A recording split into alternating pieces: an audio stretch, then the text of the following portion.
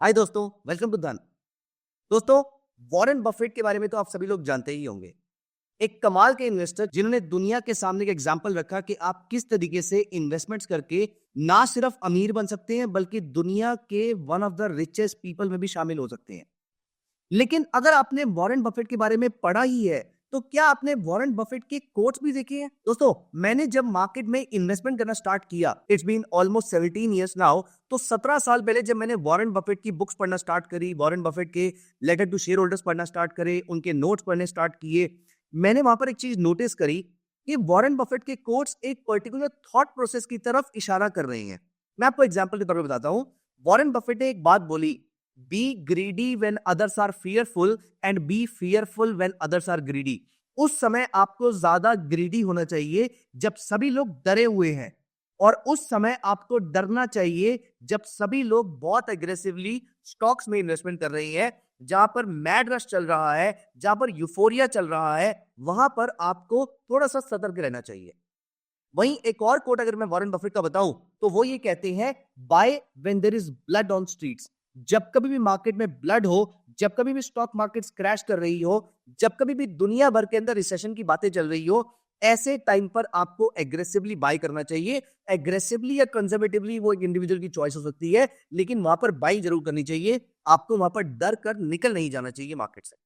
दोस्तों, यहां पर जब मैंने वॉरेन बफेट साहब के बारे में और रिसर्च करना स्टार्ट किया, उनके बारे में और पढ़ना स्टार्ट किया, और मैं आपको बता रहा हूं आज से 15 16 17 साल पहले की बात, जहां पर इंटरनेट इजीली अवेलेबल नहीं था, बुक्स के पीडीएफ वर्जन नहीं मिलते थे, आपको फिजिकल बुक मार्केट से जाके परचेज करनी पड़ती थी, and so and so fourth. ऐसे टाइम पे ये इंफॉर्मेशन कलेक्ट करना अपने आप में एक टास्क हुआ करता था। तो जब मैंने वॉरेन बफेट के बारे में और पढ़ना शुरू किया, तो मुझे समझ में आया कि मार्केट में 3 टाइप की फिलॉसफीज है जिसके बेसिस पे दुनिया भर के इन्वेस्टर्स इन्वेस्ट करते हैं। One is called value investing. अगर आपने हमारी वैल्यू इन्वेस्टिंग की वीडियो नहीं देखी है, I would strongly recommend you कि आप उस वीडियो को जाके जरूर देखिएगा। सेकंड हमारी वीडियो है ग्रोथ इन्वेस्टिंग। ग्रोथ इन्वेस्टिंग में भी हमने बहुत लंबी डिस्कशन करी। हमने उसका स्क्रीनर भी बनाया था आपके सामने, जिसमें मैंने आपको बताया था कि किस तरीके से ऐसी कंपनीज ढूंढी जाए जो लगातार ग्रो कर रही है, जिनकी अंडर वैल्यूएशन के चांसेस बहुत कम होंगे। तो ये कंपनीज लगातार ग्रो करती रहती हैं। ये इन्वेस्टमेंट के मोमेंटम स्टॉक्स होते हैं। लेकिन आज की इस वीडियो में हम बहुत ही खास और one of the most awaited discussions करने वाले हैं, जहां पर मैं आपके साथ इस वीडियो में डिस्कस करूंगा किस तरीके से वॉरेन बफेट ने अपने पूरे लाइफ स्पैन में कैसे इन्वेस्टमेंट करी, क्या सोच रखी, क्योंकि वो स्टूडेंट रहे हैं बेंजामिन ग्राहम के, और बेंजामिन ग्राहम हमेशा सारी सस्ती कंपनी के शेयर्स परचेज कर लिया करते थे। वो सारी ऐसी कंपनीज के शेयर्स एक्यूमुलेट कर लिया करते थे जिनकी प्राइस टू अर्निंग मल्टीपल बहुत ही लो हो। वहीं उनके बाद आपके आए फिलिप फिशर। फिल फिशर ने ऐसी कंपनीज के स्टॉक्स को परचेज किया, ऐसे स्टॉक्स को एक्यूमुलेट किया जो लगातार ग्रो करते जाते हैं। वॉरेन बफेट ने दोनों के प्रोसेस को फॉलो किया, स्पेशली अपने मेंटर बेंजामिन ग्राहम को तो डेफिनेटली फॉलो किया, और वहां से उन्होंने अपनी एक टेक्निक डेवलप करी। उन्होंने कहा कि सिर्फ सस्ते शेयर क्यों परचेज करने, हम ऐसे शेयर क्यों ना परचेज करें जो सस्ते भी हैं और अच्छे भी हैं।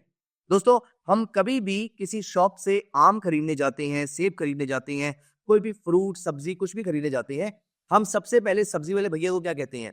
भैया बढ़िया वाले फ्रूट्स दिखाओ, या भैया सस्ते वाले फ्रूट्स दिखाओ। हम कहते हैं भैया बढ़िया वाले फ्रूट्स दिखाओ।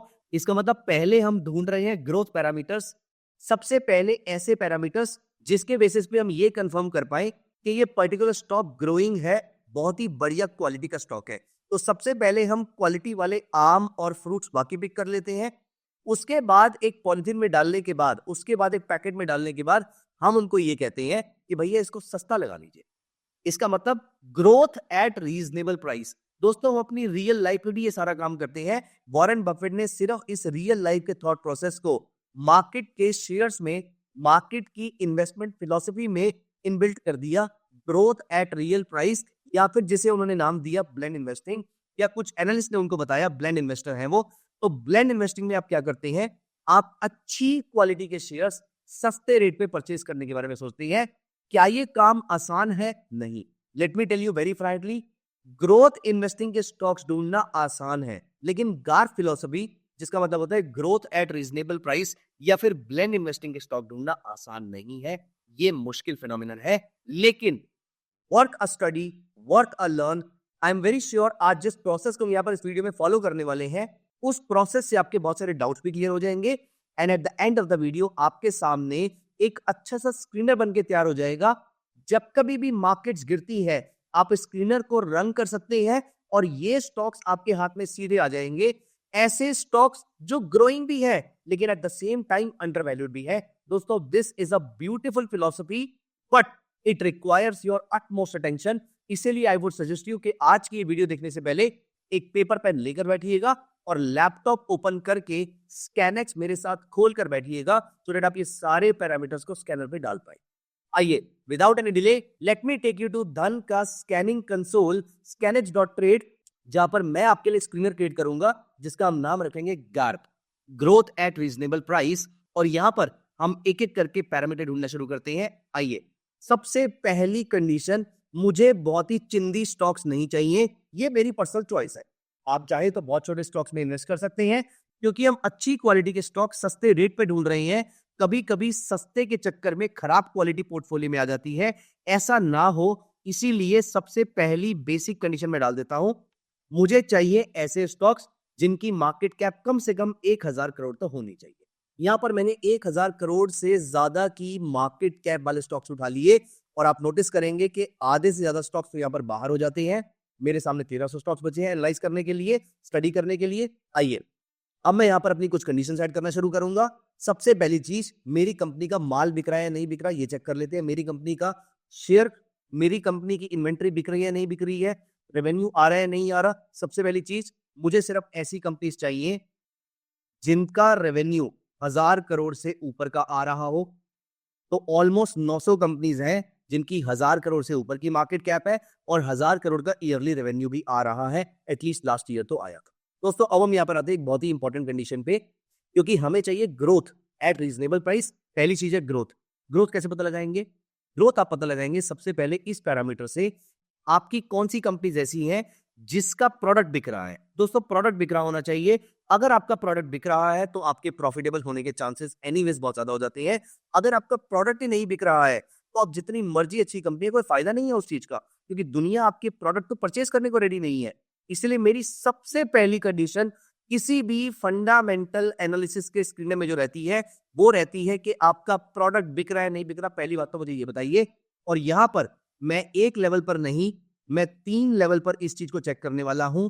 1 ईयर, 3 ईयर, 5 ईयर, तीनों टाइम पे आपका पिछले 1 साल का रेवेन्यू ग्रोथ रेट 15% से ऊपर होना चाहिए। पिछले 3 साल का रेवेन्यू ग्रोथ रेट 15% से ऊपर होना चाहिए। पिछले 5 साल का रेवेन्यू ग्रोथ रेट भी 15% से ऊपर होना चाहिए।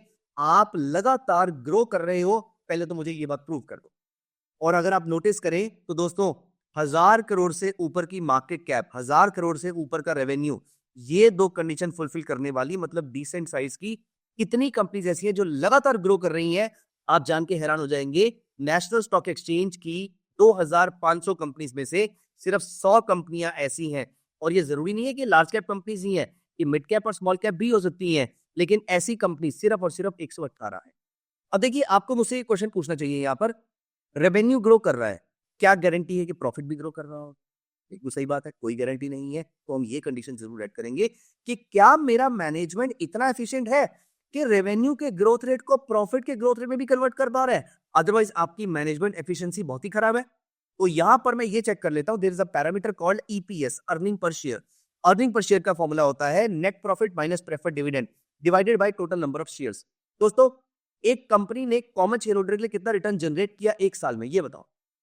मैं ये नहीं कह रहा कि कंपनी ने कितना रिटर्न जनरेट किया, मेरी कंडीशन तो एक लेवल आगे की है। मैं उनको ये कह रहा हूं, आपका किस रेट से ईपीएस का ग्रोथ रेट हो रहा है।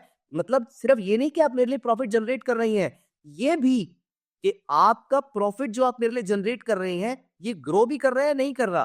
तो ईपीएस नहीं, ईपीएस का ग्रोथ रेट चेक करते हैं। इस पैरामीटर के थ्रू आप नोटिस करेंगे अच्छी से अच्छी कंपनीज भी बाहर हो सकती हैं। मैंने यहां पर टाइप किया EPS, EPS growth rate 1 year, 3 year, 5 year. Again हम इसको 3 लेवल पे चेक करेंगे। पिछले 1 साल का ईपीएस ग्रोथ रेट 15% से ऊपर होना चाहिए।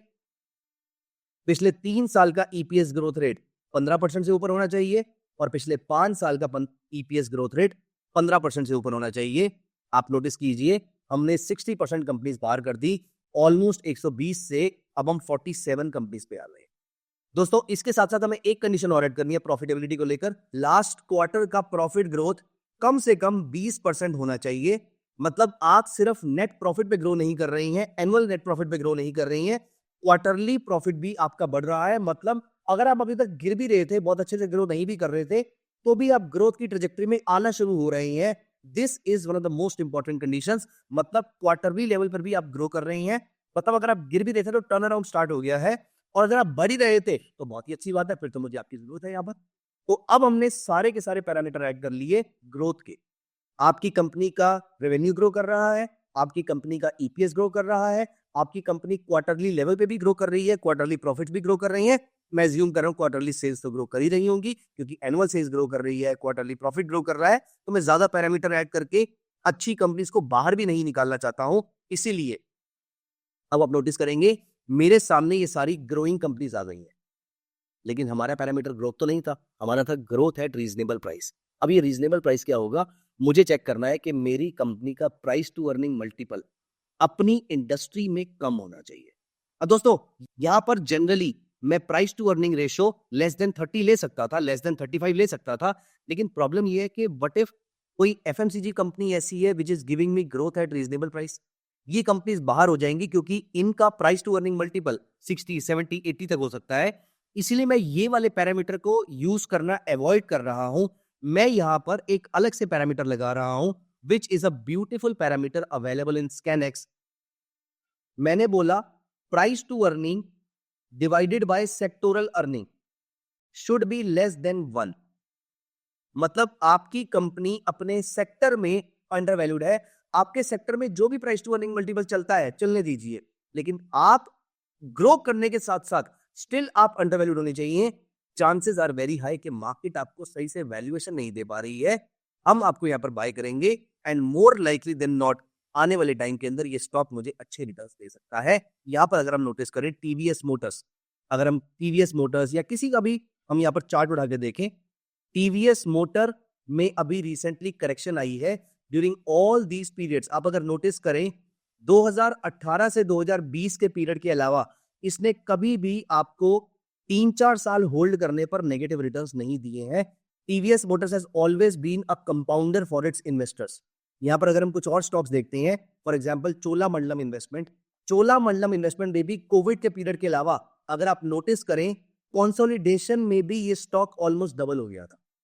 दोस्तों यहां पर अगर आप नोटिस करें बार बार up down up down up down करके भी ये स्टॉक यहां से 1000 से लेके 1700 70% के आसपास का रिटर्न इसने एक साल में दे दिया है। इतना गिरने के बावजूद ये 20% प्रॉफिट में चल रहा है पिछले एक साल के अंदर। This is what we call as money compounders. This is what we call as rock solid companies जो आपको लॉन्ग टर्म में अच्छा प्रॉफिट दे पाएगी। ऐसी कंपनीज जब जब आपको सस्ती मिले इनको परचेस कर लेना चाहिए। I am not sharing any investment recommendation with you, I am only sharing the thought process. दोस्तों एशियन पेंट्स जैसी कंपनी, डी मार्ट जैसी कंपनी, ऐसी कंपनीज जिन्होंने हमेशा अपने इन्वेस्टर्स के लिए पैसा ग्रो किया है, कभी कभी कुछ महीने या कुछ साल उनके खराब हो सकते हैं। मुझे नहीं पता, मुझे नहीं मालूम है आज इनके प्राइसेस जो डाउन है वो एक लॉन्ग टर्म फिनोमिनन है या फिर वो एक शॉर्ट टर्म फिनोमिनन है, लेकिन if history has to repeat itself I can safely say कि ये चीजें शॉर्ट टर्म के लिए दिखती हैं। हमें लॉन्ग टर्म चार्ट में हम नोटिस करेंगे तो हमें याद आएगा कि यार वो एक अच्छी अपॉर्चुनिटी थी, वहां पर मैंने उसको बाय नहीं किया। At any point in time मैंने जिस भी स्टॉक का नाम लिया है it should not be seen as investment recommendation. I may और may not be invested in these companies, लेकिन मेरा इस वीडियो का पर्पस है कि मैं आपको ऐसा प्रोसेस बता पाऊं जहां पर आपको मेरी या किसी और की जरूरत ही ना पड़े और आपके सामने हमेशा ऐसे अच्छे स्टॉक्स रहे, ऐसे ग्रोइंग स्टॉक्स रहे जो आपको रीजनेबल प्राइस पे मिलते रहेंगे। दोस्तों कभी कभी मार्केट शार्पली करेक्ट करती है, जैसे रिसेंटली एफआईआईज ने इंडिया से 1 लाख करोड़ का स्टॉक बेचा और यहां पर हमारी स्टॉक मार्केट 10-12% करेक्ट हो गई। ऐसे टाइम पे और कभी कभी कुछ स्टॉक्स के अंदर भी आपको स्टॉक स्पेसिफिक अपॉर्चुनिटी मिल जाती है जहां पर अच्छी क्वालिटी के शेयर कभी कभी सस्ते मिल जाते हैं।